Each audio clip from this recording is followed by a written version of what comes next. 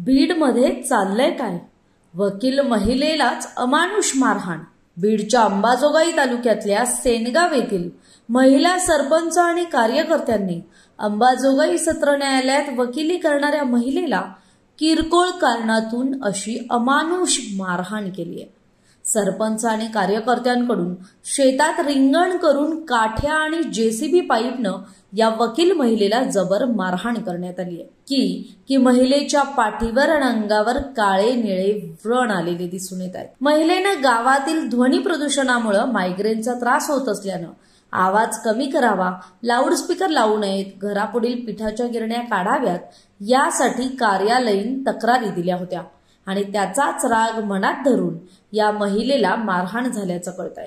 सरपंच आणि इतर 10 पुरुषांनी मिळून एका वकील असलेल्या महिलेला अशी जबर मारहाण केल्यानं या प्रकरणी आरोपींवर कठोर शासन झालं पाहिजे अशी मागणी करण्यात येते। याच विषयी राष्ट्रवादी काँग्रेस शरदचंद्र पवार पक्षाचे आमदार आणि माजी मंत्री जितेंद्र आव्हाड यांनी सोशल मीडियावर पोस्ट टाकली आहे। त्यात त्यांनी म्हटलंय, अंबाजोगाई सत्र न्यायालयात वकिली करणाऱ्या महिलेला सरपंच आणि त्याच्या कार्यकर्त्याकडून शेतात रिंगण करून काठ्या आणि जेसीबी पाईपनं जबर मारहाण झाली आहे।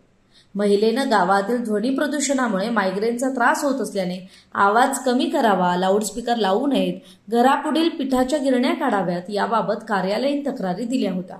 यात महिला बेशुद्ध पडल्यानंतर दवाखान्यातूनही एका रात्रीत उपचार करून घरी पाठवले। सरपंच आणि इतर 10 पुरुषांनी मिळून एका वकील असलेल्या स्त्रीला मारहाण करणं कितपत योग्य? गावात सरपंचाचा कारभार कसा असेल? कोणत्या पक्षाचा हा सरपंच आहे? #पोलीस अधीक्षक बीड, #बीड जिल्हा वकील संघ अशी पोस्ट खरं तर जितेंद्र आव्हाड यांनी केली आहे। त्यामुळे आता या प्रकरणात पोलीस काही कारवाई करतात का? संबंधित महिला पोलिसात तक्रार देते का? आणि या प्रकरणात सरपंच महिलेवरती काही कारवाई होते का हे पाहणं महत्त्वाचं असणार आहे। तरी बीड जिल्ह्यातली गुन्हेगारी रोखणं हे पालकमंत्री अजितदादांसमोर सुद्धा पोलीस खात्या इतकंच मोठं आव्हान उभं राहिलंय। महाराष्ट्रातील सर्व बातम्यांचे विश्वासार्ह व्यासपीठ सकाळच्या सर्व सोशल मीडिया प्लॅटफॉर्मला लाईक, फॉलो आणि सबस्क्राईब करा। तसंच सर्व नोटिफिकेशनसाठी बेल आयकॉन प्रेस करायला विसरू नका।